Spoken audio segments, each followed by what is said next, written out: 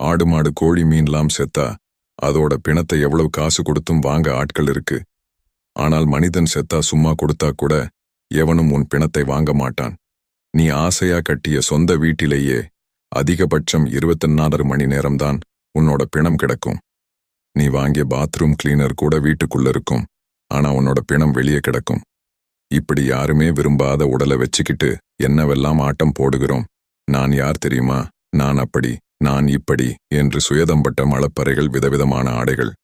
1000, 2000, 2500, 1000, 10 லட்சம் மதிப்புள்ள ஆடை போட்ட உடல் என்பதற்காக புதைக்காமலோ எரிக்காமலோ விட்டுவிடுவார்களா?